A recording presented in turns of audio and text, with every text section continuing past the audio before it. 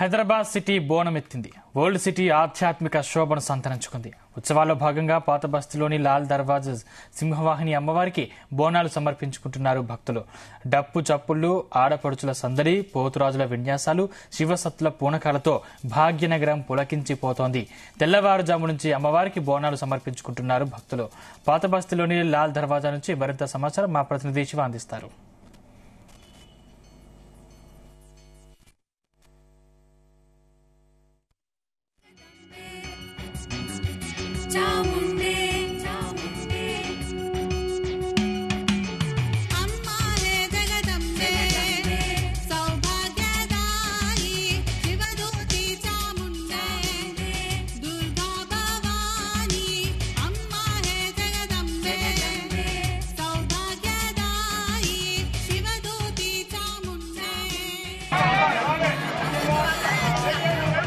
Right, మనం ప్రస్తుతం సింహవాహిని అమ్మవారి ఆలయం దర్వాజాలో ఉన్నాం. ఇక్కడ బోనాల పండుగ అంగరంగ వైభవంగా జరుగుతుందని చెప్పుకోవచ్చు.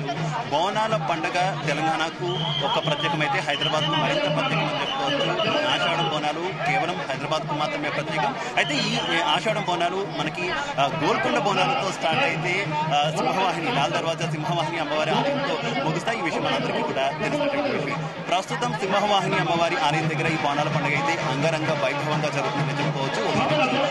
భక్తులంతా కూడా తెల్లవారుజాము నుంచే కూడా ఆలయానికి కట్టినటువంటి పరిస్థితి. ముఖ్యంగా మహిళలు ఉపవాసాలు ఉండి అమ్మవారికి బోనం నెత్తి మీద పెట్టుకుని వచ్చి అమ్మవారికి సమర్పిస్తున్నటువంటి సిచ్యువేషన్ అయితే ప్రస్తుతం ఇక్కడ మనం చూస్తున్నామని చెప్పుకోవచ్చు. అలాగే విఐపీల తాకిడి కూడా చాలా ఎక్కువగానే ఆలయానికి కనిపిస్తుంది.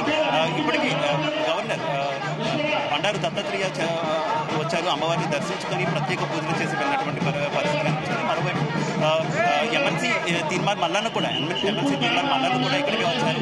వచ్చి అమ్మవారిని దర్శించుకొని ఆయన కూడా మాట్లాడి ఏర్పాట్ల పట్ల కొంత సంతృప్తి వ్యక్తం చేసినటువంటి సిచ్యువేషన్ కూడా మనం చూసాం.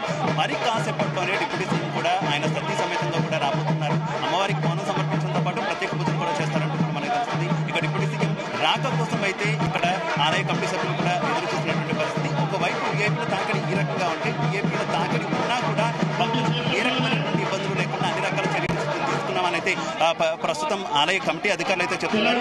పోలీసులు కూడా పూర్తి స్థాయిలో బందోబస్తు ఏర్పాటు చేసినటువంటి పరిస్థితి. మనం సరిగ్గా అమ్మవారి ఆలయం వెనకాల ఉన్నాం. వెనక భాగం నుంచి మొత్తం క్యూ లైన్లు పెట్టినటువంటి పరిస్థితి అయితే మనం ఇక్కడ చూస్తాం. దాదాపు ఇటు సైడ్ నుంచి ఒక 2 క్యూ లైన్లు ఉంటే మొత్తం మూడు మార్గాల ద్వారా మొత్తం 5 క్యూ లైన్లు అయితే పెట్టినటువంటి పరిస్థితి మనం చూస్తున్నటువంటి సిచ్యువేషన్. అలాగే వచ్చినటువంటి భక్తులకు ఎక్కడ కూడా దాహమైన లేదంటే ఇతరత్ర అవసరాలకు సంబంధించి కూడా ఆలయ కమిటీ అన్ని ఏర్పాట్లు పూర్తి స్థాయిలో చేసిందని అయితే చెప్పుకోవచ్చు.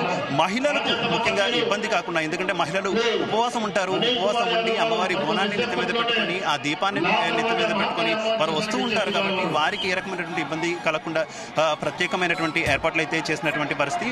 కేవలం బోనం తీసుకొచ్చేటటువంటి మహిళల కోసమే ఒక క్యూ లైన్ అయితే ఏర్పాటు చేసినటువంటి సిచ్యువేషన్ అయితే మనం చూస్తున్నాం. పూర్తి స్థాయిలో ఇక్కడ లాల్ దర్వాజా అంతా కూడా జనసంద్రం అయిపోయిందని అయితే మనం చెప్పుకోవచ్చు. లాల్ దర్వాజా మొత్తం కూడా కోలాహలం కనిపిస్తుంది. ఎక్కడికక్కడ చిన్న పిల్లలు చిట్టి అడుగులు వేస్తూ వస్తున్నారు.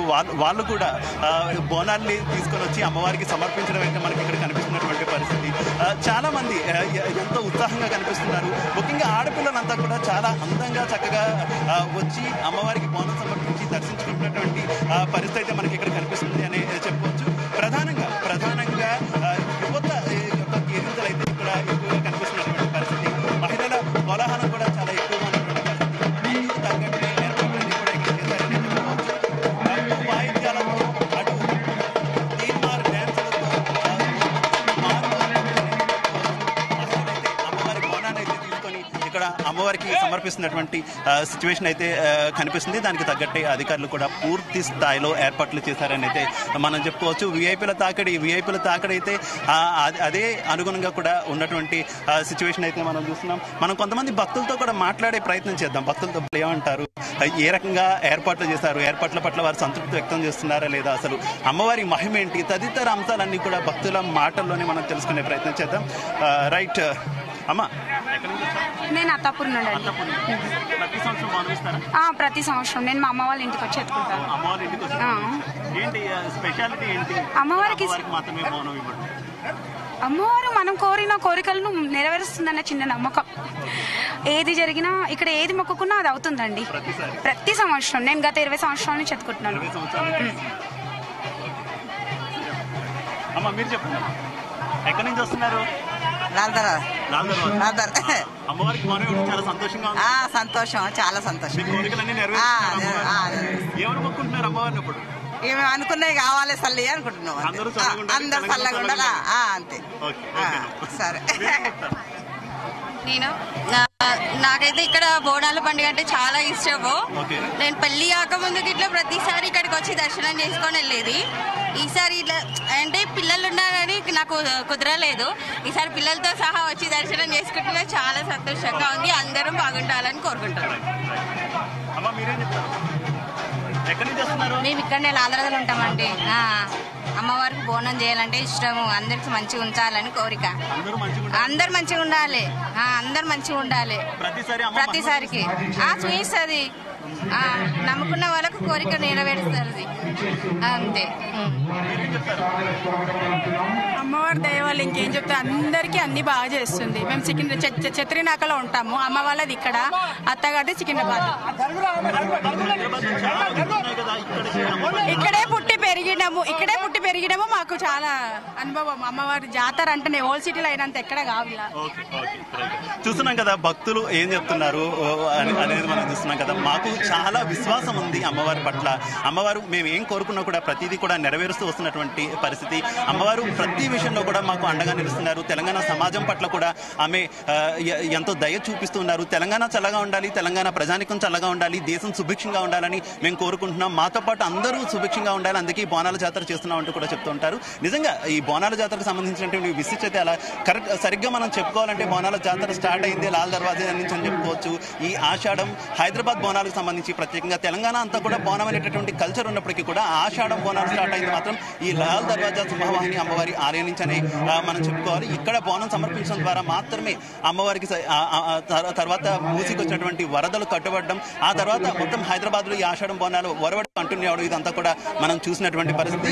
ఓవరాల్ గా చూసుకుంటే తెలంగాణలో ప్రత్యేకించి హైదరాబాద్ లో ఈ ఆషాఢం బోనాల సందడి ఈ లాల్ దర్వాజా బోనాలతో చివరి దశకు వచ్చేసిందనే చెప్పుకోవచ్చు. ఇక ఈ రోజు బోనాలు సమర్పించిన తర్వాత రేపు రంగం కార్యక్రమం నిర్వహించబోతున్నారు. తర్వాత అమ్మవారి ఊరేగింపు కూడా ఉంటుంది. మొత్తం ఈ అన్ని కార్యక్రమాలకు సంబంధించి పూర్తి స్థాయిలో అయితే అధికారులు ఏర్పాట్లు చేశారనే చెప్పుకోవచ్చు.